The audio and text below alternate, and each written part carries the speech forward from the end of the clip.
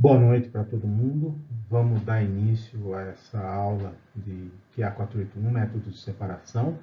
Hoje a gente vai transmitir a última aula da parte de fundamentação, teoria básica. A gente vai falar um pouquinho sobre análise quantitativa por cromatografia. A gente vai abordar alguns conceitos gerais de análise quantitativa, mas vamos enfatizar, vamos dar foco naqueles aspectos que se referem especificamente a análises cromatográficas, aspectos fundamentais da parte quantitativa, mas com ênfase ao que se aplicaria a análises cromatográficas. Bom, de maneira geral, em qualquer técnica de análise quantitativa e instrumental, a estratégia fundamental é que você mede o sinal analítico, absorvância, potencial elétrico, seja lá qual for o sinal gerado pelo instrumento analítico usado, e tenta correlacionar esse sinal com a concentração do analítico na amostra. No caso, em cromatografia, quaisquer uma das técnicas cromatográficas quantitativas, as técnicas eletroforéticas também, o sinal analítico sempre é a área do pico cromatográfico. Então, a essência da análise quantitativa por técnicas cromatográficas ou eletroforéticas é, depois de feita a separação, registrado o cromatograma, você determinar a área do pico do analito que você deseja quantificar, fazer a chamada integração e tentar correlacionar a massa de analito contida na alíquota da amostra que você cromatografou e ou a concentração do analito na amostra, que é a resposta que você deseja. A ideia geral é que você tenha condições nas quais a área do pico é proporcional e, idealmente, linearmente proporcional à massa do analito ou concentração na amostra. Só um parênteses, às vezes, principalmente em procedimentos mais antigos, o pessoal usava também a altura do pico cromatográfico como parâmetro quantitativo. Bom, a altura do pico, ela realmente, se o pico for simétrico, perfeitamente simétrico, ela é proporcional à concentração, à massa, assim como a área. Hoje em dia não tem muita razão para ser isso aí. Hoje, o software que geralmente e sempre acompanha os sistemas cromatográficos, que é mandatório o uso, ele já faz a integração, não é isento de problemas. Valeria a pena, mais para frente, talvez a gente falar um pouquinho de como se opera softwares para cromatografia, se tiver, isso não é um tópico do curso, mas havendo tempo a gente talvez fale um pouquinho. E não é isento de problema a integração, a medida diária. Mas, de modo algum, justifica a prática antiga que existia da época do cromatograma em papel, de você usar altura ao invés de área. Bom, nas cromatografias, nas técnicas eletroforéticas, a estratégia geral para análise quantitativa, após você determinar, você ter a separação, gerar o cromatograma, todo aquele procedimento que a gente já discutiu, vai voltar a falar para cada uma das técnicas, após a gente gerar um cromatograma para a amostra, medir a área do pico do analito ou dos analitos que a gente deseja quantificar, e aí converter área em concentração ou área em massa. Como que a gente faz isso? Qual a forma mais adequada de fazer isso? A estratégia mais útil em análise química em geral e em cromatografia não foge, não é o mesmo, apesar de existir uma outra abordagem que é quase só usada em cromatografia, padronização interna, que a gente vai falar mais para frente, é a chamada calibração por padronização externa, a construção de curvas analíticas por padronização externa. Como que funciona isso? Qual a ideia por trás disso? Bom, eu tenho amostras onde eu desejo quantificar meu analito. Eu vou pegar, cromatografar essas amostras, onde eu vou fazer toda a otimização do método analítico para separar, para ter resolução entre os picos desejados, pelo menos os picos que a gente deseja quantificar e os seus vizinhos. Vou cromatografar nas condições ótimas as minhas amostras, obter cromatogramas, um para cada amostra, se eu não quiser replicá-las, não vamos nem entrar em detalhe nisso. Como que eu faria a correlação entre área do pico do analito em cada uma das amostras e concentração? Bom, eu vou ter que construir um conjunto de soluções padrão com concentrações exatamente conhecidas, a gente frisa aqui, tem que ser exatamente conhecidas do analito, e também com composição similar às das amostras. Então, eu vou ter que preparar uma bateria de soluções padrão, com concentração conhecida e variável, claro, cada solução com uma concentração diferente do analito, exatamente conhecida, eu vou ter que usar padrões, balança analítica, padrão volumétrico, toda aquela praxe de laboratório que vocês já devem conhecer. Essas soluções têm que ser, tanto quanto possível, similares à amostra. Então, se a amostra, o solvente da amostra for N-hexano, então essas soluções vão ter que ser N-hexano. Se for tolueno, assim por diante. Cromatografa essas soluções padrão nas mesmas condições que eu cromatografei a amostra, exatamente nas mesmas condições cromatográficas, mesma coluna, mesmo equipamento, mesmas programações, temperatura, mesma fase móvel, mesma fase, tudo. Meço a área do pico do analito desejado em cada uma das soluções padrão e depois uso esse conjunto de respostas, sinal, no caso, área do analito na solução 1, solução 2, até a solução N, e tento correlacionar com a concentração na amostra através do sinal, ou seja, a área do analito no pico, no cromatograma obtido para a amostra 1, para a amostra 2 e assim por diante. Bom, nas diversas técnicas cromatográficas e eletroforéticas também, assim como em quase todas as técnicas analíticas, a ideia geral é que nos equipamentos, nos instrumentos usados, a relação entre concentração do analito que gerou o sinal, no caso a área do pico, e a área do pico, a resposta ao sinal medido, né, seja linear, haja uma relação linear entre as duas. Que se você dobrar a concentração, a área do pico cromatográfico vai dobrar, se você triplicar, vai triplicar, e assim por diante. Em termos numéricos, algébricos, né, isso quer dizer que a relação numérica que existe entre sinal y de x, y área, x concentração e concentração para cada solução pode ser descrita por uma reta. Sinal, área no caso, igual a coeficiente A vezes concentração mais coeficiente B. A é o chamado coeficiente angular da equação da reta que correlaciona área e concentração. Nada mais é que a tangente desse ângulo alfa aqui feita pela reta no plano cartesiano. B é o coeficiente linear da reta. É o lugar onde a reta que correlaciona área e concentração cruza o eixo dos sinais das áreas para concentração igual a zero. Então, seria mais ou menos, graficamente, o que a gente espera, o comportamento que a gente espera do sistema cromatográfico, eletroforético em termos quantitativos e que é a base para a análise quantitativa, é que a relação entre área medida e concentração do pico, do analito que gerou o pico, é linear. Então, se a gente fizer um gráfico, colocar no papel área, concentração, plotar cada ponto correspondente às áreas dos picos das soluções padrão que a gente cromatografou no plano, exatamente aqui nas suas concentrações correspondentes. A relação vai ser mais ou menos uma reta. É possível você traçar uma reta que passe o mais próximo possível, simultaneamente, de todos esses pontos. A inclinação dessa reta é o coeficiente angular da equação dela, e o intercepto é o coeficiente linear. Então, em termos numéricos, em termos operacionais, se você tem um conjunto de sinais medidos para cada solução padrão, quer dizer, área do pico do analito, concentração.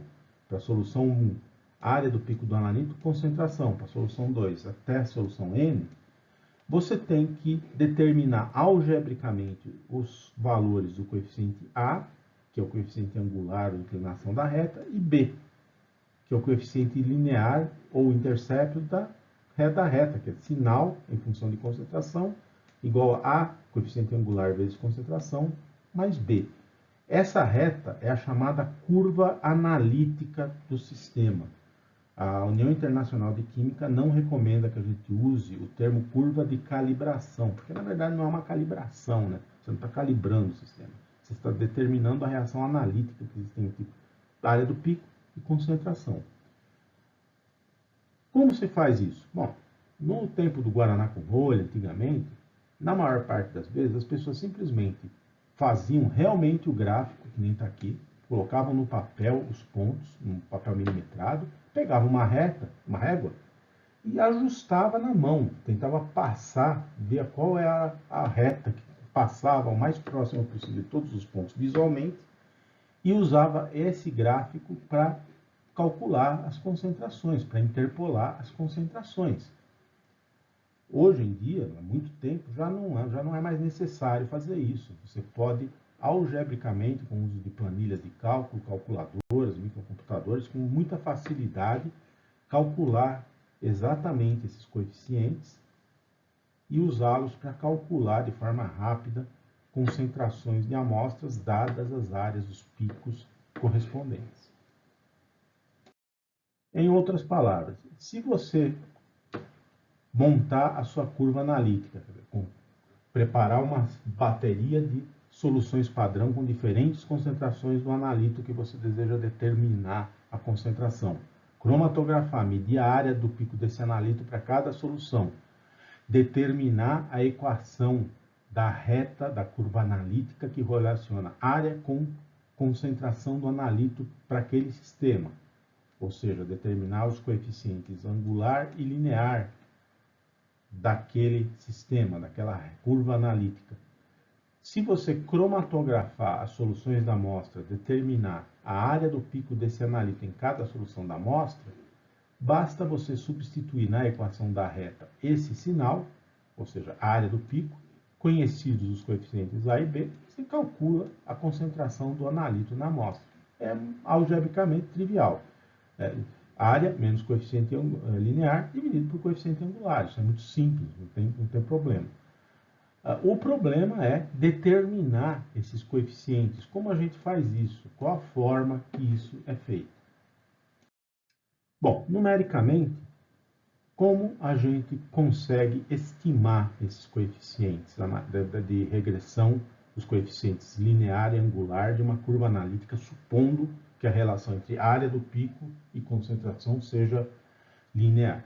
Bom, esses coeficientes devem ser números tais que a soma dos chamados resíduos de interpolação para todos os pontos da curva analítica seja a mínima possível. O que é resíduo de interpolação? Aqui as estrelinhas amarelas são os valores experimentais de área do pico cromatográfico para cada ponto da nossa curva analítica, para cada concentração. A equação da reta que descreve a curva analítica do sistema vai ser aquela onde a soma desses resíduos de interpolação, ou seja, a soma entre a diferença entre o valor experimental e o valor interpolado na reta para cada concentração da curva analítica, seja mínima. Esse resíduo pode ser positivo ou negativo, mas a soma disso aqui tem que ser a menor possível. Então você tem que achar, a partir desse conjunto de medidas, sinal, concentração, você tem que achar valores de A e B, de coeficiente angular e linear, que minimizem o somatório desses valores aqui. Diferença entre valor interpolado, área do pico interpolado e área do pico real, para cada concentração que você usou na sua curva analítica.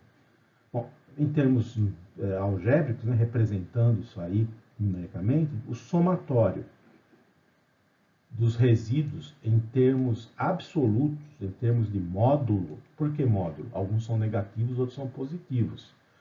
Não interessa que o resíduo seja negativo ou positivo. A soma de todos eles em valor absoluto tem que ser a menor possível, seja o resíduo maior, positivo ou negativo. Então você tem que minimizar essa função, somatório dos módulos dos resíduos para todos os pontos da sua curva de I de igual a 1 até I, até N, aqui está errado, tem que ser a mínima possível. Bom, resíduo é área interpolada menos área experimental. E a área interpolada é o valor da concentração para aquele ponto, coeficiente angular, coeficiente linear. Só que a equação da curva analítica que a gente está querendo determinar, a gente não conhece o valor ainda desses coeficientes, a gente está determinando eles. Isso tem que ser mínimo, a gente tem que minimizar esse somatório aqui, a gente tem que descobrir quais valores de A e B vão minimizar para esse conjunto de pontos esse somatório. Esses valores correspondem à equação da reta que melhor descreve a dependência entre área do pico e concentração do analítico. Bom, como a gente faz isso? Bom, primeiro, mínimo de somatório de valor absoluto, matematicamente, é algo que não é muito conveniente de se trabalhar. Em estatística, em matemática, a gente dificilmente usa a função módulo. Ela não é uma função muito bem comportada matematicamente. Quando a gente precisa minimizar a soma de valores absolutos de qualquer série, é muito mais conveniente na prática, na vida real, a gente minimizar a soma dos quadrados desses números. Por quê? Porque se você eleva um número negativo ao quadrado, ele vai dar um valor positivo. Se você eleva um número positivo ao quadrado, ele vai dar um valor positivo. Então, o quadrado de um valor numérico qualquer sempre é um valor positivo, independente do seu sinal.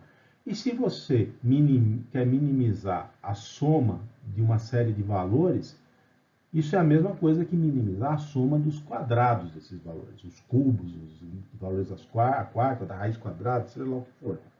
Então, ao invés de eu minimizar a soma dos valores absolutos dos resíduos, é mais conveniente em termos numéricos, em termos de processamento, eu minimizar a soma dos valores ao quadrado do resíduo de integração, ou seja, da diferença entre valor interpolado e valor real para a área do pico para cada ponto da minha curva.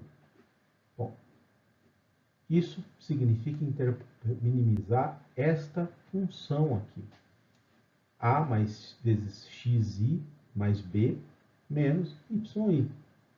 Xi, concentração do iésimo ponto da nossa curva analítica, yi, área do pico do iésimo ponto da curva analítica, A e B, coeficiente angular e linear da minha curva analítica. Bom, vocês sabem, como você minimiza uma função matemática? No mínimo, a derivada dessa função em relação à variável que a descreve é zero. Então, minimizar uma função significa achar o valor dessa variável que zera a sua derivada. Como isso aqui é uma função de duas variáveis, A e B, coeficiente angular e linear, aqueles não são constantes, são as variáveis, para achar os valores de A e B que minimizam a soma dos quadrados dos resíduos, eu tenho que derivar essa fórmula em relação a e B, fazer as derivadas parciais em relação a A e B, igualar a zero e resolver o sistema de equações resultantes. Então, derivada dessa equação da somatória dos quadrados dos resíduos em relação a A e derivada do somatório dos quadrados do resíduo em relação a B tem que ser zero. Se eu achar os valores de A e B que zeram essas duas equaçõezinhas, eu acho os valores de A e B, eu determino a equação da curva analítica. Bom, eu não vou entrar em detalhes, isso aqui na verdade é um sistema de equações, de duas incógnitas, duas equações que deve ser resolvido. E quando a gente rearranja e resolve esse sistema de equações, a gente obtém duas fórmulas meio mal encaradas, mas na verdade, no fundo, muito simples para calcularem A e B. Complicadas de usarem na mão, mas nada de excepcional. A pode ser calculado a partir de somatório do produto de área, concentração para cada ponto, menos somatório das concentrações, somatório da área, dividido por N, número de pontos da nossa curva, dividido por somatória de concentração ao quadrado, menos somatória de concentrações elevado ao quadrado por n. Você determinou n, o B é a área média na curva analítica, menos a concentração média. Então, n, número de pontos, y, circunflexo, faltou aqui, média dos valores, x, circunflexo, média dos valores de y, sinal ou área, média dos valores de x, concentração. Bom, a gente precisa decorar essa fórmula, a gente vai usar essa fórmula para calcular alguma coisa? Raramente, né? A gente não precisa hoje em dia mais usar essas fórmulas para calcular isso manualmente. Planilha de dados Excel já tem embutida funções com essas fórmulas. Programas gráficos, que nem o tal do Microcal Origin, calculadoras científicas, todas já têm essas fórmulas pré-programadas. Então a gente não precisa decorar elas. Simplesmente a gente vai ter que inserir os pares área-concentração na planilha ou na calculadora e ela já vai calcular os coeficientes angular e linear da curva analítica correspondente, da reta que descreve esse sistema. Estou mostrando aqui por uma questão de fundamentação, para vocês saberem de onde veio isso aí. Bom, essa sistemática, onde você descreve a relação que existe entre dois conjuntos de variáveis, um independente, que são as concentrações. Por que independente? Você fixa, você escolhe quais concentrações você vai usar. E outra dependente, sinal, concentração, área. Por quê? Você estabeleceu as concentrações na sua curva analítica, você vai lá e mede a área do pico. Ela não é independente, não vai ser um valor qualquer, ela vai depender das concentrações que você escolheu. Esse modelo de ajuste, que você ajusta os sinais a um modelo matemático linear dependente das concentrações, é chamado de regressão linear.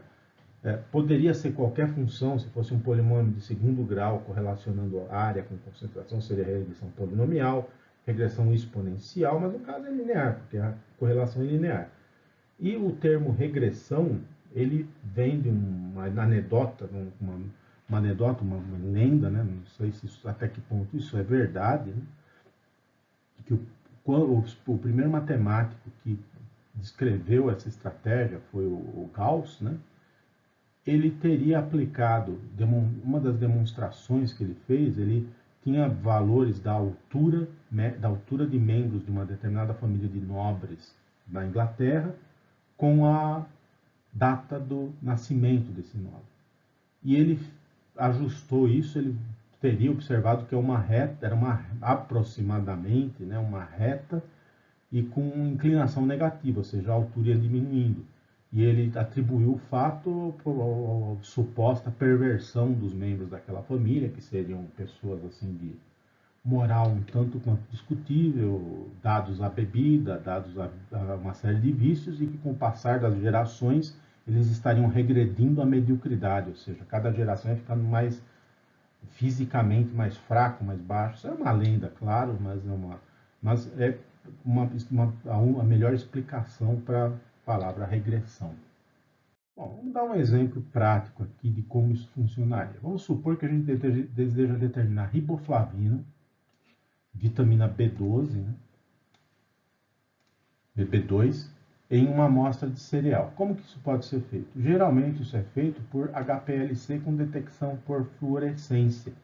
Então você pega a amostra do cereal,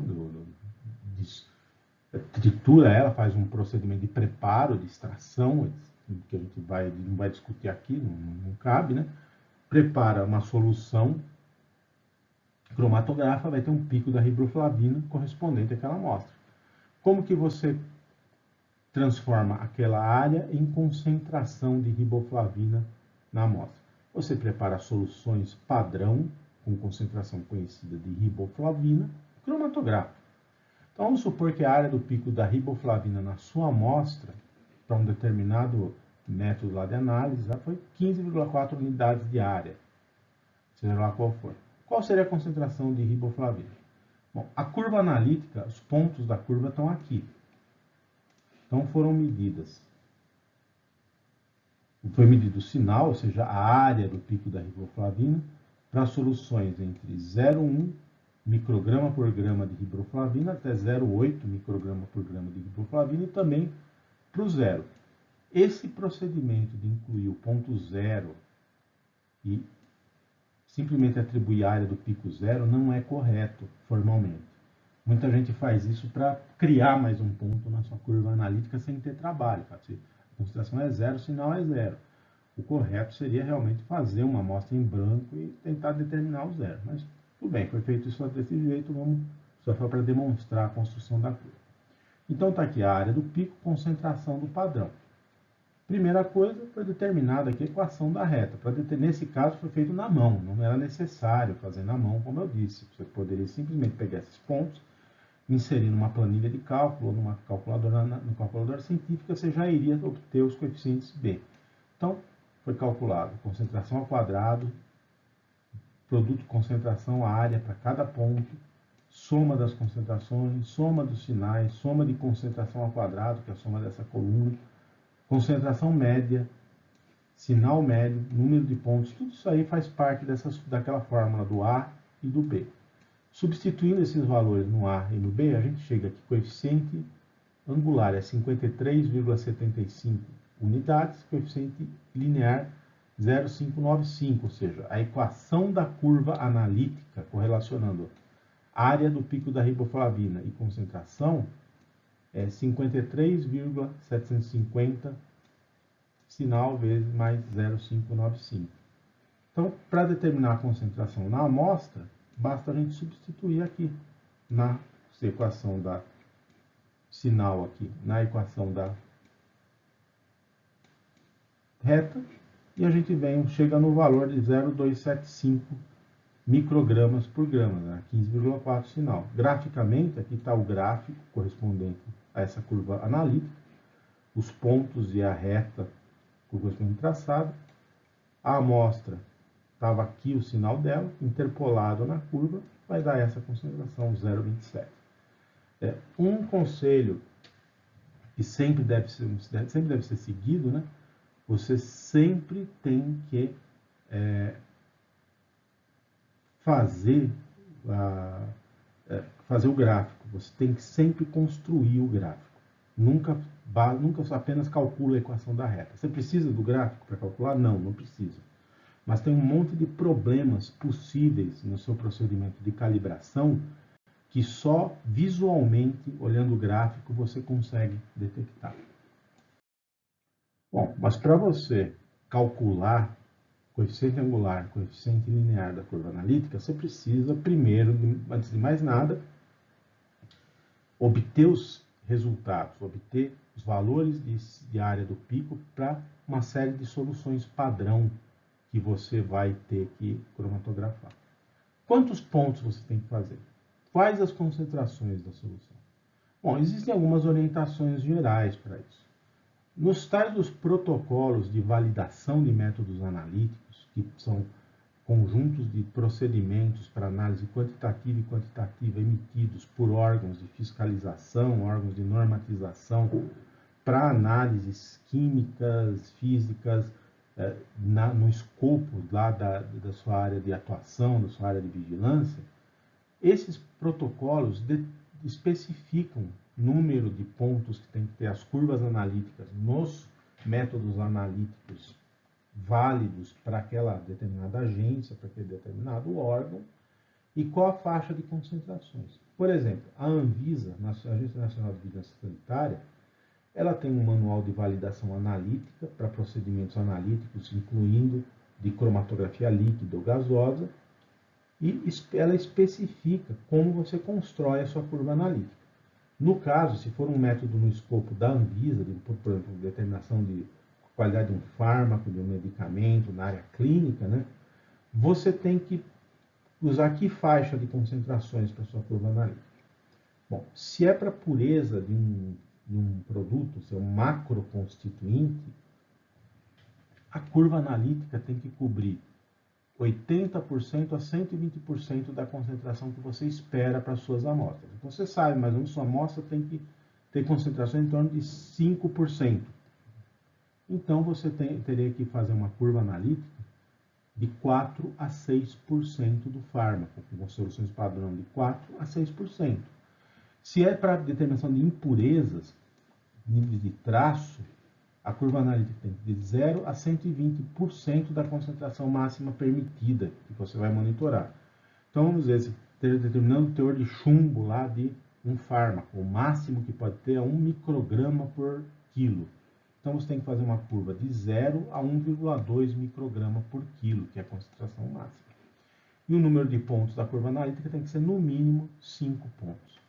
A União Internacional de Química, para uso geral, para a curva de uso geral, de 0 a 50%, ou 0 ou 50% a 150% do valor esperado pelas amostras. E no mínimo 6 pontos espaçados. O grupo de análise de resíduos de pesticida orgânico, um grupo extraoficial do Ministério da Agricultura, né, ele especifica de metade a 5 vezes o limite de quantificação para a curva analítica e pelo menos 5 pontos medida em triplicata, e os valores de cada triplicata têm que ter desvio padrão menor que 5%. Bom, seja qual for o protocolo que você vai usar, a concentração das amostras sempre tem que estar dentro da faixa de concentração da curva analítica. Você nunca extrapola. Extrapolação, ou seja, se o valor da sua concentração é maior ou muito menor que o valor limite, valor máximo ou valor mínimo da faixa de concentração que você usou na curva, você pode ter erros muito grandes. Você corre o risco de ter erro mesmo, erro grosseiro e, de qualquer maneira, imprecisão muito elevada. Então, a sua amostra, sempre que possível, a concentração dela tem que estar mais próximo que você conseguir do centro da curva analítica. Então, se você espera que o resultado da sua amostra seja 1 grama por litro, sua curva analítica tem que ser de 0,5 a 1,5 grama por litro. Se você espera que a concentração da sua amostra seja 10% de qualquer coisa, por exemplo, de 5 a 15%, ou de 8 a 12%. Quanto mais próximo do centro da curva analítica, mais confiável vai ser o valor interpolado. E também, quanto maior o número de pontos da sua curva, mais confiáveis são os resultados. Claro que quanto mais pontos também tiver a curva, mais trabalhoso e demorado é construir essa curva. Então tem que se ter um compromisso. Não pode ter muito pouco ponto, senão o resultado é pouco confiável, e para isso existe aqui essas orientações dos protocolos de validação, mas também um número excessivo de pontos vai ser um gasto de tempo, de material que pode ser inútil. E você vai ter que fazer curva todo dia, toda hora que você faz análise? Na prática você não faz isso. Na prática você faz a sua curva analítica, você tem um método que é usado em rotina, você pega, faz a curva analítica hoje, e aquela curva analítica é usada por um certo tempo, para análise por um certo tempo. Você tem que checar se aquela curva continua válida periodicamente. Todo dia, toda semana, você pega uma solução padrão, com concentração conhecida, cromatografa, mede a área do pico, interpola na curva e vê se o valor medido é consistente com o valor interpolado. Por que a curva pode mudar? O comportamento de detectores muda, o comportamento com as colunas vão se degradando, a área de picos, os picos vão ficando cada vez mais largos, vai começando a ter erros diferentes na integração. Então, a curva analítica ela tem um prazo de validade, a partir do qual você vai ter que reconferir ela, você tem que refazer ela. Para saber esse prazo, alguns protocolos já têm incorporado nele o tempo de validade máximo de uma curva, mas o certo é, por exemplo, no começo do dia você vai fazer várias análises, pega uma solução padrão, cromatografa, interpola na curva e vê se o valor medido dentro do erro é consistente com o valor real esperado. Se não for, tem que refazer sua curva analítica. Bom, outra coisa que tem que sempre ser verificada quando você constrói uma curva analítica é a qualidade do ajuste e a linearidade dessa correlação, dessa curva. Bom, pressuposto básico, né, que você vai ter um conjunto de dados experimentais, sinais em função de concentração, que você vai ajustar uma reta e, é claro, tem que ter uma relação linear entre o sinal medido e as concentrações. Existem várias situações possíveis. Idealmente, os dados vão se ajustar perfeitamente a uma reta, como está mostrado aqui nesse conjunto de pontos aqui. Você pegou, mediu área, concentração, determinou a equação da reta, a hora que você viu no gráfico, a reta passa exatamente em cima dos pontos. Tem uma correlação linear perfeita entre eles.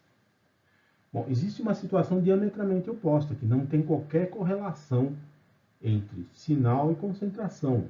Por algum problema que esteja acontecendo, a área do pico que você mede para aquele analítico não tem qualquer correlação, seja linear ou não linear, com concentração. Você observaria graficamente um negócio desse.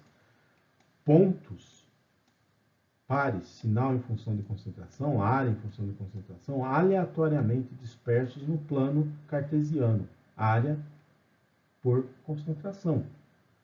Você pode jogar, se você jogar esses pontos aqui no algoritmo que calcula coeficiente linear e angular, ele vai calcular um coeficiente linear e angular da reta que passa mais próximo desses pontos.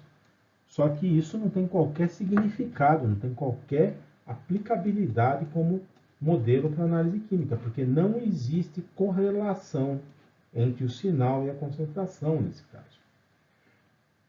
É muito difícil, muito raro que a gente veja uma correlação perfeita que nem essa, e não é tão raro assim a gente ver um negócio que não tem correlação nenhuma. Na maior parte dos casos, você vê claramente que os seus pontos experimentais podem ser razoavelmente bem ajustados a uma reta, mas o ajuste não é perfeito, eles nunca vão cair exatamente em cima da reta que você vai calcular por regressão. Sempre vai haver uma pequena dispersão, ou seja, existe correlação linear, mas o ajuste não é perfeito. A qualidade do ajuste não é absoluta. Sendo assim, né, a gente tem três situações, duas situações limite e uma que é a situação mais comum na vida real. Nesse caso aqui, os resultados que você obtém por interpolação nessa curva são absolutamente confiáveis, têm exatidão e precisão máximas, certamente adequados. Nesse caso aqui, não tem correlação linear, qualquer valor que você calcula a partir dessa curva é inválido como resultado analítico, não tem sentido nenhum você usar um negócio desse. Nesse caso aqui, os resultados que você obtém devem ter uma confiabilidade restrita, deve ter uma precisão, uma exatidão. No caso aqui vai ser baixa, porque a diferença entre os valores reais interpolados na curva para a curva analítica são grandes. Quanto mais próximos forem os pontos experimentais da curva analítica da reta que os descreve, mais confiáveis são os resultados que você calcula a partir dessa curva analítica. A qualidade do ajuste dos pontos experimentais a uma curva analítica, que é uma medida direta da confiabilidade dos resultados que você pode obter por interpolação dessa curva, ela pode ser estimada por um parâmetro que você calcula a partir dos seus pontos, assim como esse coeficiente angular e linear, chamado coeficiente de correlação, que é representado pela letra R. A fórmula para o coeficiente de correlação está aqui, assim como para o coeficiente angular e linear, dificilmente a gente vai ter que calcular isso na mão, assim também como A e B, o R pode ser calculado por planilhas de cálculo, calculadora científica diretamente, já tem isso pré-programado. O valor de R pode ir de menos 1 até mais 1. O sinal do R depende do sinal do coeficiente angular. Se o R for positivo, se o coeficiente angular for positivo, que é o que acontece em todas as curvas analíticas, se aumenta a concentração, aumenta a área, o R sempre vai ser positivo, quer dizer, ele vai variar de 0 até 1. Se você tiver uma regressão linear onde o A é negativo, uma curva onde aumentando a variável dependente, você diminui a variável, aumentando a variável independente, você diminui a dependente, o R é negativo. No caso de curvas analíticas, isso nunca acontece, né? Você sempre aumenta a concentração, aumenta a área do pico. Então, na prática, né, R vai de 0 até 1. Quanto mais distante de 0 for o valor de R, mais próximo da reta estão os pontos experimentais e mais confiável a curva analítica. Ou seja, idealmente, o valor de R é tanto quanto possível próximo da unidade, próximo de 1. Para vocês terem uma ideia, aqui tem dois exemplos. A gente tem aqui duas curvas analíticas com coeficiente angular e coeficiente linear idênticos, mas obtidos com conjuntos de dados diferentes. Aqui, nesse caso, os dados se ajustam muito bem à reta, ou seja, eles têm, a curva analítica em termos experimentais tem excelente qualidade. O coeficiente de correlação é 0,9996, muito próximo de 1. Então, há uma grande confiabilidade no uso dessa curva. Qualquer resultado que você interpolar aqui vai ter uma incerteza muito pequena. Esse segundo conjunto de valores de área em função de concentração resultou numa curva analítica com o mesmo coeficiente angular e linear, só que com coeficiente de correlação 0,92. Por quê? Há uma incerteza muito maior aqui nos valores medidos. Os resíduos de interpolação são muito maiores. A dispersão aqui é muito maior. Então, a confiabilidade de qualquer área qualquer concentração que eu meça aqui é muito menor do que os mesmos valores medidos aqui. A situação ideal é que você tenha coeficiente de correlação o mais próximo possível de 1, o mais próximo possível da unidade. Sempre que você constrói uma curva analítica, também você tem que calcular junto com A e B o coeficiente de correlação. Muito bem, no caso daquele nosso exemplo da riboflavina, né, qual seria o coeficiente de correlação? Então, se pegar aqui os pontos que a gente calculou e substituir na equação, vai chegar a um coeficiente de correlação para esse conjunto de área em função de concentração de 0,9995, 3 noves e um 5 aqui. Isso denota, né, está bem próximo de 1, denota que essa curva tem boa qualidade, ela é extremamente confiável. Né? Mas a pergunta básica aqui, que nem sempre é muito bem respondida, né, é qual o valor mínimo de R, para que, a partir do qual a gente considera a curva analítica válida. Qual o mínimo? Quantos noves tem que ter o meu R? 0,99? 0,999? Isso é um negócio um pouco complicado de se responder. Bom, de novo, a gente tem que olhar para aqueles protocolos de validação para eles darem uma pista para a gente qual o valor mínimo de coeficiente de correlação tem de ter as curvas analíticas de métodos feitos no escopo de aplicação dessas agências. Né? Bom, para métodos da Anvisa, né, o valor mínimo do coeficiente de correlação, na verdade eles não falam em coeficiente de correlação, assim no quadrado dele, que é o R quadrado, chamado coeficiente de determinação, que é similar, é de 0,99. O Inmetro, mesma coisa. Ele diz que o coeficiente de correlação mínimo para curvas de métodos no escopo de fiscalização deles é 0,90. A Agência Ambiental Americana, EPA, determina que o valor mínimo dos coeficientes de correlação para curvas em métodos deles vão de 0,95 a 0,999, depende do método. Tanto quanto possível, o valor tem que ser, então, próximo de 1. Valor muito perto de 1 quer dizer que a sua curva é perfeita? Não. Tem várias limitações no coeficiente de correlação como parâmetro para medir qualidade de uma curva que tem que ser considerado. Né? Tem que sempre ter bom senso para avaliar isso aí. Primeiro, né, se você usar poucos pontos para construir sua curva analítica, um número insuficiente de pontos, a tendência é que, mesmo que a dispersão seja elevada, o coeficiente de correlação vai ser próximo de 1. Se você usar 2 pontos, por 2 pontos você sempre consegue passar uma reta perfeita. O coeficiente de correlação vai ser unitário, mesmo que sejam 2 pontos aleatoriamente distribuídos no espaço. Então, quanto mais pontos, mais difícil é o R ser próximo de 1. Então, uma curva analítica com menos pontos do que o recomendado pelos protocolos de validação pode ter um coeficiente de correlação alto e ainda assim a incerteza de valor interpolado nela ser muito elevada. Essas duas curvas aqui foram obtidas com essa com 1, 2, 3, 4, 5, 6, 7, 8 pontos. Essa foi obtida com 4, a metade. O coeficiente de correlação de ambas as curvas é igual, 0,9997, muito bom a princípio. O coeficiente angular e linear também são idênticos. Dá na mesma interpolar dados aqui e aqui. Nessa segunda curva, se você só tivesse ela, a incerteza dos valores que você interpolaria para a concentração nela é 40% maior do que a incerteza de uso dessa curva. Ou seja, os resultados aqui são muito mais confiáveis que os resultados aqui.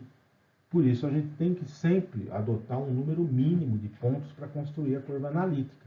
A partir desse número mínimo, aí sim a gente pode começar a fazer inferências sobre a sua qualidade através do coeficiente de correlação. Um outro aspecto, né, que a gente tem que olhar no coeficiente de correlação é quanto à própria linearidade, a presença ou não de uma relação linear. Até mesmo nos protocolos de validação, nos protocolos oficiais de validação, R muitas vezes é chamado de linearidade. Então, a linearidade da curva é R. Essa curva é linear porque o coeficiente de correlação é próximo de 1, etc. Na verdade, isso não é exatamente correto, né?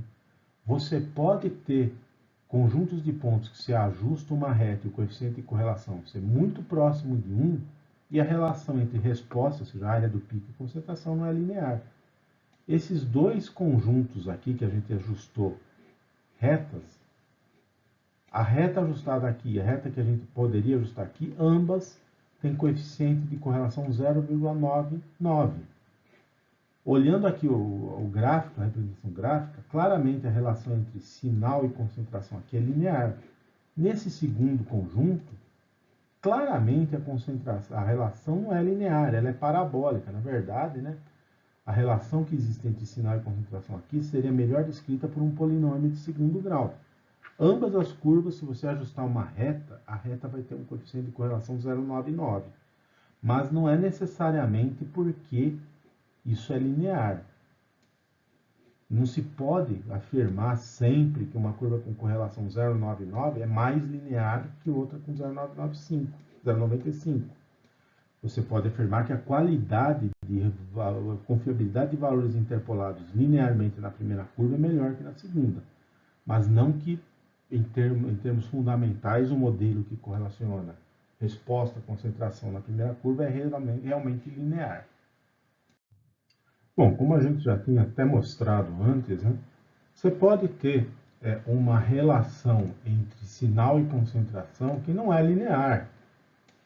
Mas mesmo assim, dependendo do número de pontos da sua curva, da posição relativa deles, na hora que você joga lá no algoritmozinho, no programinha lá que calcula o coeficiente de correlação, coeficiente angular linear da reta, você tem um coeficiente de correlação próximo de 1. O problema é o seguinte, quando você tenta ajustar uma reta, um conjunto de pontos onde não há dependência linear, podem haver erros grosseiros de grande magnitude quando você usa aquela curva para interpolação. Por exemplo, aqui, né, tá certo, é um conjunto só com dois pares de pontos, tudo bem. A relação verdadeira que havia entre sinal e concentração era essa curva. Você jogou lá uma relação linear, né, com 4 pontos, você jogou uma relação linear, saiu essa reta aqui que está pontilhada. Aí, se você tentar interpolar um sinal que você mediu nessa região aqui, vai dar um erro considerável em relação ao que você interpolaria na relação causal verdadeira que existe entre área e concentração. Então, nunca você interpola linearmente um conjunto de pontos que não é linear. Geralmente, né, na ciência de problemas, em qualquer técnica analítica, especialmente em cromatografia líquida, gasosa e eletroforese, né, a relação entre área e concentração sempre é linear dentro de certas limitações. Em resumo, né, Quando tem desvio significativo de linearidade, é que o valor do R vai dar problema. Então, o R não serve para nada? Serve. Ele vai representar a confiabilidade das curvas. Por si só, ele não representa a linearidade. A avaliação tem que ser feita sempre independente do R. Você tem que primeiro ver se é linear ou não a curva. Aí sim, R dá uma boa estimativa de quantos pontos aderem a essa curva. A forma mais simples é avaliar os tais dos gráficos de resíduos de interpolação em função de concentração. Bom, o que vem a ser esses gráficos de resíduos de interpolação? Bom, a gente já definiu o que é resíduo de interpolação. Para cada ponto, né, da sua curva analítica, para cada valor de solução padrão, é a diferença entre a sinal, a área medida, e a área que você interpolou na curva que você calculou para aquele ponto. Isso em valor absoluto aqui, não é em valor normal, não absoluto. Se a resposta é linear com a concentração, o que vai acontecer? Você pega os seus valores, traça a reta. Alguns resíduos vão tender a ser maiores, né, do que a unidade. Vão ser maiores que 1, vão estar acima da curva. Outros vão estar abaixo.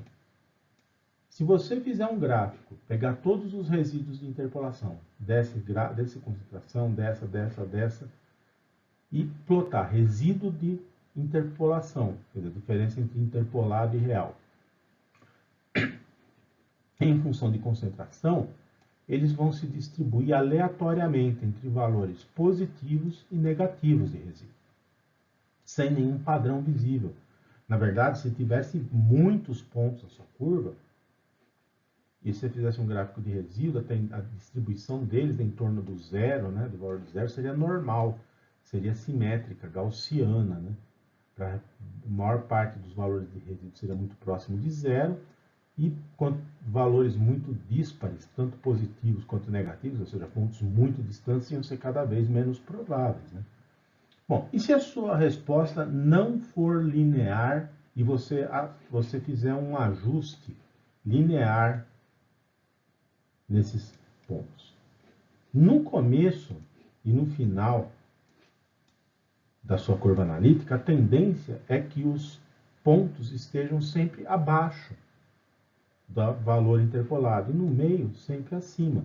Então você vai ver que se você fizer um gráfico de resíduo de interpolação em função de concentração, ele tem um padrão, segue um padrão bem definido, geralmente parabólica. No meio da curva os valores são positivos, nas pontas negativos. Isso quer dizer que os pontos eles não se ajustariam ao modelo linear, a resposta não é linear.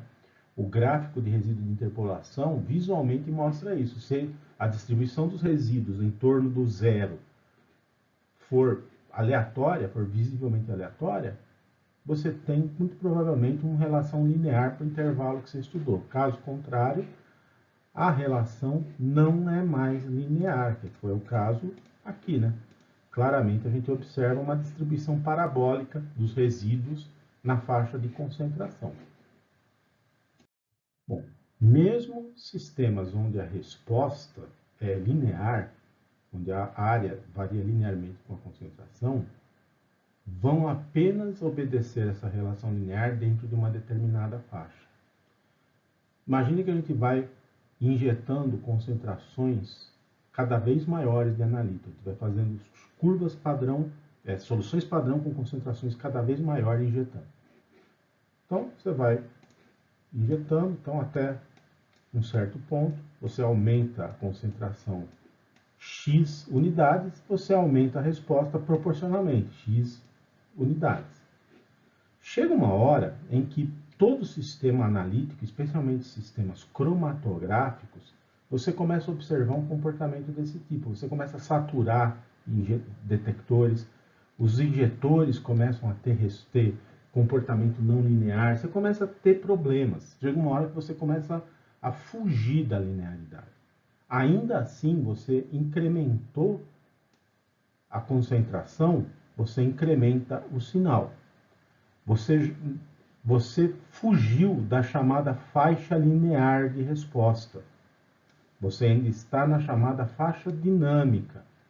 Faixa dinâmica de resposta é a faixa de concentrações onde a resposta do detector varia com a variação da concentração. Dentro dessa faixa dinâmica, uma parte dela é o que a gente chama de faixa linear, é quando essa variação é linear, que é a faixa útil de concentrações nas quais a gente pode fazer uma curva analítica. A gente pode fazer análise quantitativa confiável. Nesse intervalo, até do final da faixa linear até o final da chamada faixa dinâmica, ainda dá para fazer algum tipo de avaliação quantitativa, com grande incerteza. A resposta não é mais linear. Sempre isso vai acontecer por razões as mais diversas que vão depender do sistema analítico. Mas a partir de uma certa massa de analito que entra no detector, a resposta dele já não é mais linear. Ele não consegue mais responder adequadamente. E, finalmente, vai chegar um valor limite a partir do qual você vai aumentar a massa de analito, você vai aumentar a concentração da solução padrão e chegou no máximo a resposta. O seu detector não vai funcionar, não vai responder mais. Ele chegou no fundo da escala dele. Esse é o final da faixa dinâmica. Para concentrações maiores que o final da faixa dinâmica, não adianta variar a concentração, a resposta do sistema não aumenta. Todo sistema analítico, especialmente sistemas cromatográficos, tem esse comportamento quanto a faixas de resposta. Existe uma faixa útil de concentrações, a chamada faixa linear, que vai da quantidade mínima que você consegue detectar até o último ponto onde a resposta do detector é linear, que você pode ajustar uma reta e fazer uma curva analítica linear e fazer análise quantitativa com grande exatidão, grande precisão. Acima dela, até certo ponto, o detector ainda responde. Ainda há um incremento na resposta, mas não mais linear. Você pode até tentar ajustar alguma outra função e salvar a sua análise. O correto é você redimensionar suas soluções para voltar para essa faixa de concentrações aqui. E acima de um certo ponto, nem isso. Então, você tem que, mesmo que sua resposta seja linear, ela não é infinita, o seu sistema não vai responder a qualquer concentração. Você tem que ter uma ideia de qual é a faixa linear do seu sistema analítico, do seu cromatógrafo, do seu GC, do seu HPLC, do seu sistema de eletroforese capilar, para saber qual a faixa de concentrações que você pode trabalhar para aquele analítico. A melhor forma de você avaliar se você está dentro da faixa linear de uma curva analítica, se os pontos da sua solução padrão estão contidos na faixa linear, é fazer um gráfico do tipo sinal sobre concentração em função de concentração. Então, o que você pega? Você faz, para cada ponto da sua curva analítica, para cada solução, você calcula a razão entre sinal, ou seja, a área do pico do analito, e concentração. Bom, se a gente olhar para a equação da reta, né? Se o intercepto for zero, a relação entre sinal, área do pico e concentração para qualquer ponto é igual numericamente ao coeficiente angular. Se o coeficiente não for zero, se o coeficiente angular não for zero, sinal menos coeficiente angular, coeficiente linear, desculpe, dividido por concentração, numericamente é igual ao coeficiente angular. Bom, se você pegar e plotar para a sua curva analítica a razão entre sinal menos coeficiente linear dividido por concentração, idealmente isso vai ser exatamente igual ao coeficiente angular da curva analítica. Se por acaso esse valor for muito maior para um determinado ponto e muito menor, principalmente para os pontos das extremidades, quer dizer, esses pontos das extremidades, para eles a relação entre sinal e concentração é muito diferente do coeficiente angular, ou seja, você já está fora da faixa linear da curva. É claro que, por causa da incerteza nas medidas, por causa da presença de erros determinados, há uma flutuação aceitável. A União Internacional de Química aceita, para a definição de faixa linear, uma flutuação de mais ou menos 5% do valor do coeficiente angular para essa razão aqui. Se os seus pontos, se você pegar os pontos da sua curva analítica, calcular a equação da reta, depois pegar ponto por ponto, calcular a relação entre sinal menos coeficiente linear sobre concentração, os pontos que diferirem de mais ou menos, que estiverem fora da faixa, coeficiente angular 0,95 coeficiente angular, 1,05 coeficiente angular, estão fora da faixa linear da curva. Então, assim, você consegue determinar qual a faixa linear de resposta. Se todos os pontos estiverem nessa faixa, ótimo. Os pontos que não estiverem são pontos para concentrações que já estão fora da faixa linear dinâmica de resposta do sistema. Não pode, acima e abaixo dessa concentração, você não pode mais usar uma reta de regressão. Bom, muito bem. Curvas analíticas é um negócio, teoricamente, muito fácil, muito trivial. Você vai quantificar analito X, você pega, prepara soluções padrão do analito X, um solvente, tanto quanto possível, similar ao solvente usado, dá uma para amostra, cromatografa e o cromatografa amostra, cromatografa soluções padrão e vai embora. Muito bem, mas existem alguns erros grosseiros, práticos, que são obtidos, são cometidos, principalmente em cromatografia, especialmente quando as pessoas querem quantificar muitos analitos na mesma determinação. Bom, uma característica tanto de cromatografia líquida quanto de gasosa, que por serem técnicas de separação, você acaba conseguindo integrar áreas de picos de, às vezes, no caso de cromatografia de gasosa, centenas de analitos. Então você fica tentado, você pode quantificar numa mesma separação, no mesmo cromatograma, dezenas, centenas de analitos. Então o sujeito pega, escolhe um analito, faz uma curva analítica, pega um benzeno, faz uma curva analítica para benzeno e usa aquela curva para calcular a concentração de todos os analitos separados, de todos os picos do seu cromatograma.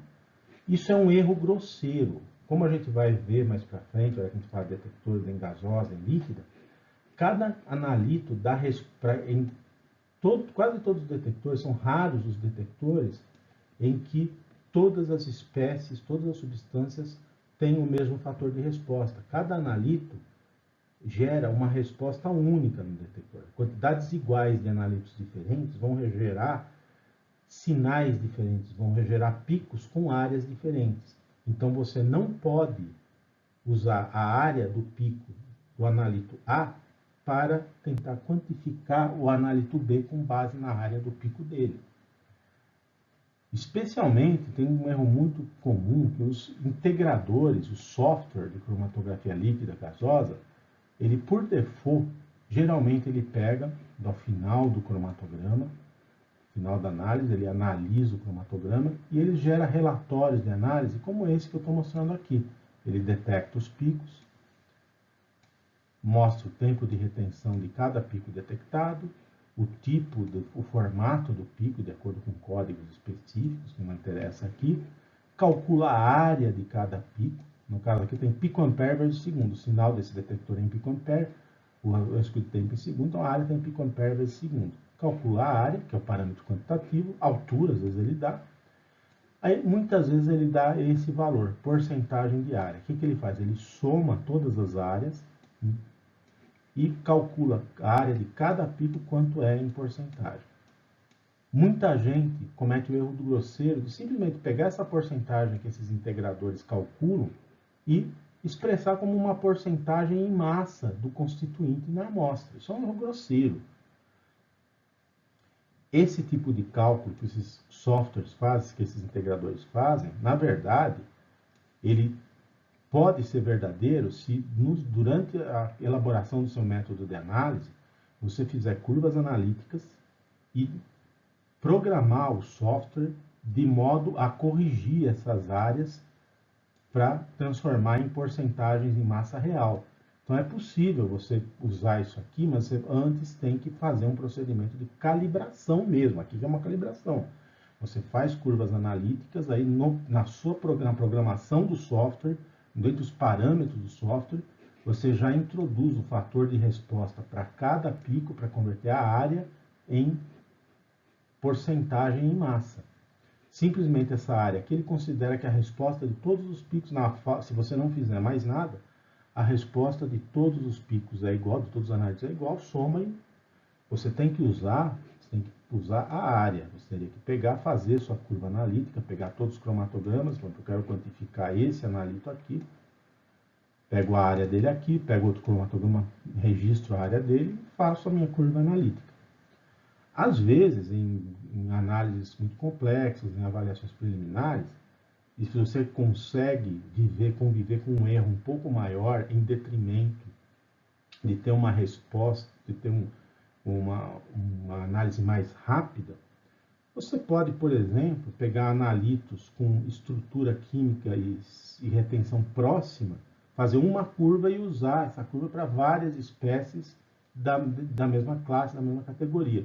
Por exemplo, análise petroquímica, isso é muito comum. Você tem um cromatograma de um derivado de petróleo, você tem centenas de picos. É inviável você fazer uma curva analítica para cada um deles. Então, o que você faz? Você faz uma curva analítica usando uma espécie como bifenila, como naftaleno, uma espécie que tem um fator de resposta mais ou menos similar à média dos fatores de resposta de todos os analitos, e calcula as porcentagens em função dele, mas você sabe que você vai ter um erro maior, você vai ter uma incerteza muito maior do que é que teria. Você vai ter que viver com isso, é o preço que você paga pela simplificação que você tem. Mas isso é algo que tem que ser avaliado cuidadosamente. Análise quantitativa com alta precisão, alta exatidão, demanda uma curva analítica por analito, e sempre que os softwares calcularem porcentagens diretamente, elas apenas representam porcentagem em massa, concentrações verdadeiras, se antes for introduzido nos parâmetros de análise do próprio software os fatores de resposta medidos através de curvas analíticas. Bom, como eu disse, esse procedimento geral que a gente abordou aqui, fazer um monte de soluções padrão, cromatografar, medir área, fazer uma regressão linear para construir curva analítica, é o que a gente chama de padronização externa.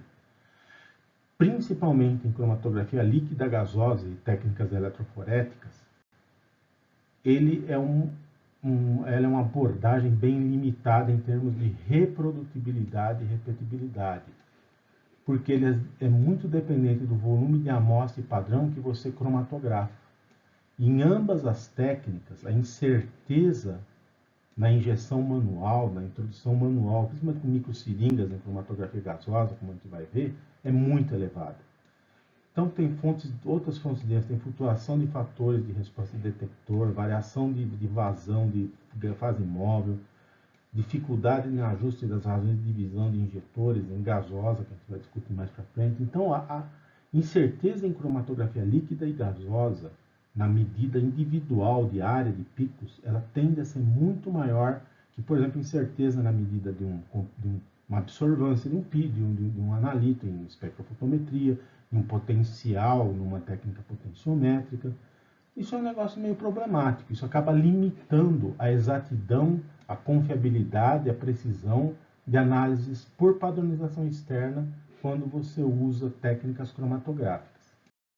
Então, especialmente em cromatografia gasosa e líquida, eletroforese isso também é usado eventualmente, a abordagem que a gente tem que adotar para análises que demandem uma precisão, uma exatidão um pouco melhores, é quase que mandatório isso, principalmente análise clínica, análises no escopo da Anvisa, de análises ambientais, é a estratégia de padronização interna, que é uma modificação da padronização externa que a gente discutiu agora há pouco.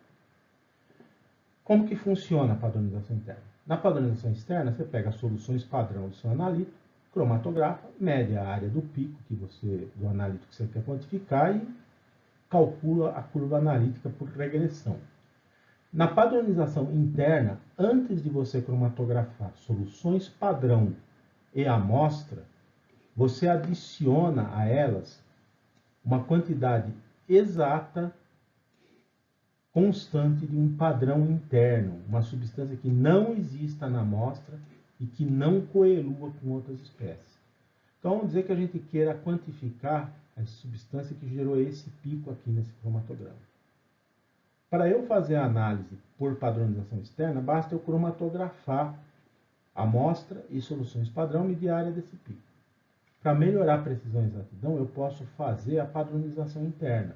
Antes de cromatografar essas soluções, no preparo delas, eu adiciono a cada solução da curva e a cada solução da amostra exatamente a mesma quantidade de uma substância que não exista na amostra, que seja separada nas condições otimizadas de separação de todos os picos existentes no cromatograma e que também, se possível, elua próximo ao analítico que eu vou quantificar e com estrutura similar. Esse é o chamado padrão interno. Lembre que todas as soluções padrão e amostra, você adiciona exatamente a mesma quantidade do padrão interno. Bom, muito bem. Curva analítica em padronização externa, você determina a relação que existe entre área do pico, o seu analito, e concentração. Faz uma regressão linear para determinar a equação dessa reta.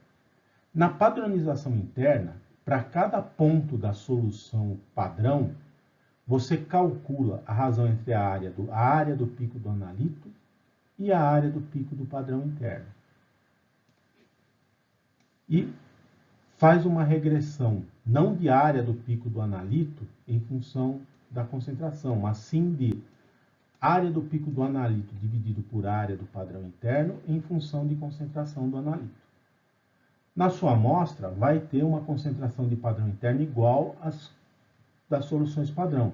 Então, para a sua amostra, você calcula a área do pico da amostra, área do pico do padrão interno, razão entre essas áreas e interpola a razão de área do pico da amostra, área do padrão interno, na curva que você construiu, razão de áreas por concentração, e calcula a concentração.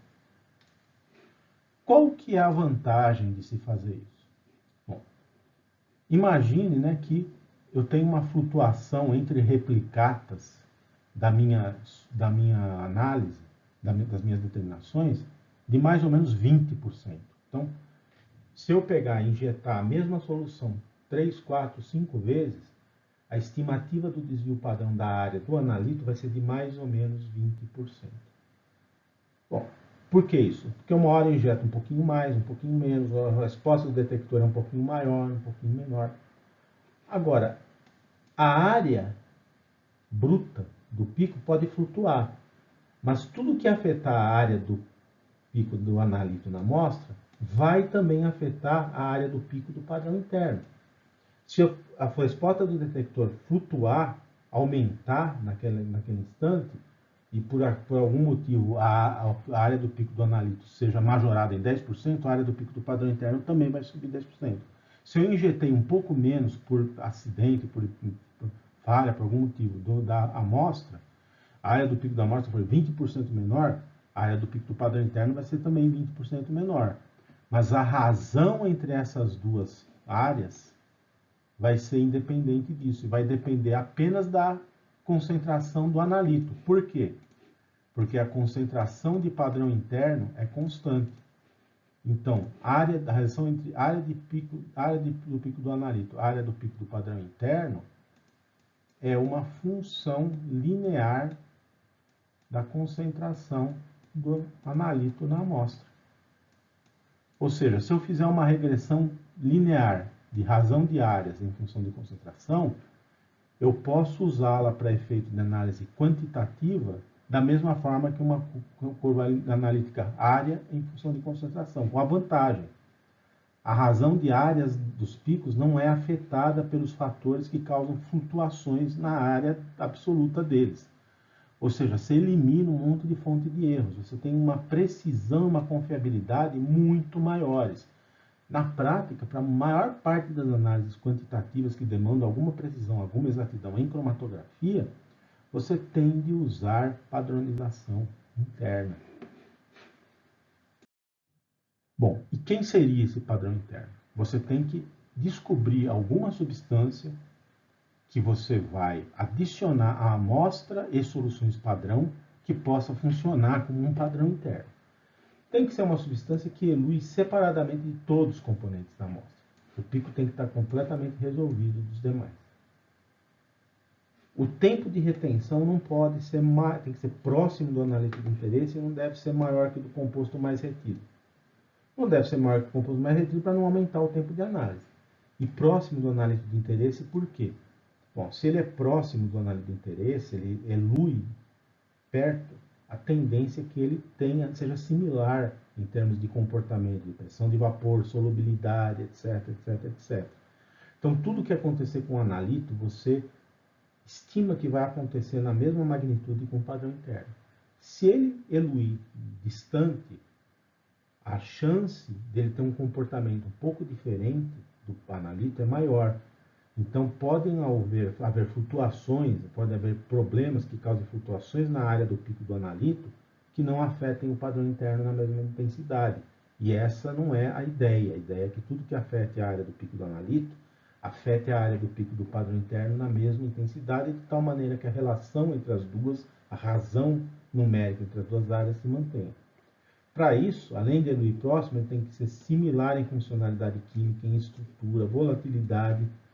Então, tanto quanto possível, tem que ser parecida, uma molécula parecida. E se não for possível, você vai usar sempre um hidrocarboneto alfático saturado ou aromático.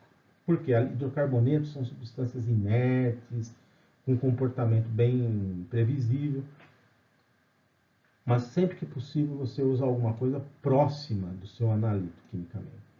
Tem que ser térmica e quimicamente estável nas condições operacionais, óbvio, não precisa nem discutir isso aí, não deve reagir com a amostra também, óbvio. E você evita espécies muito voláteis, né? Coisas que evaporam muito fácil, não vai dar um erro muito grande. A quantidade de padrão interno que você coloca, a concentração dele, você não precisa conhecer com exatidão, você não precisa saber exatamente o valor. O valor dessa concentração você não vai usar para nada, mas ela tem que ser rigorosamente a mesma para todas as soluções padrão e amostra. Óbvio, você tem que ter uma ideia de quanto você vai colocar, você tem que medir mais ou menos, mas você não precisa saber exatamente, você não precisa vai usar esse valor para nada. O que precisa é que todas as soluções contenham rigorosamente a mesma concentração de padrão interno. Bom, padronização interna é muito usada em cromatografia, é recomendável sempre que possível. Ela vai incrementar muito a exatidão, precisão, confiabilidade dos resultados, depende menos de habilidade do operador, depende menos de robustez do equipamento, é muito melhor. Porém, né, é óbvio, né, você vai ter um trabalho muito maior para preparar as soluções, porque você vai ter que adicionar mais uma substância, vai demandar mais tempo o procedimento, e numa amostra complexa, onde tem muito pico no cromatograma, simplesmente você não tem lugar no cromatograma para enfiar mais um pico.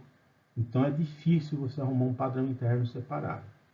Na prática, se adota só quando é absolutamente necessário, ou seja, quando há uma demanda de agência de fiscalização e quando se demanda máxima exatidão, máxima precisão. Hoje em dia, com a emergência de sistemas automatizados de preparo de amostra, de diluição, pode-se usar com um pouco mais de conforto a padronização interna, um pouco menos trabalhoso, mas ainda assim, geralmente as pessoas tendem a evitar ela. Se precisa, você vai aplicar também. Bom, então aqui a gente encerra essa parte de análise quantitativa e com ela também essa parte inicial da disciplina, esse terço inicial da disciplina de fundamentos gerais e fundamentos teóricos. A partir da próxima aula a gente já vai começar a falar das técnicas individuais propriamente ditas, chegar nos aspectos práticos, operacionais, instrumentais e aplicações. E vamos iniciar falando de cromatografia líquida de alta eficiência. Então, por hoje é só. Até semana que vem. Boa noite.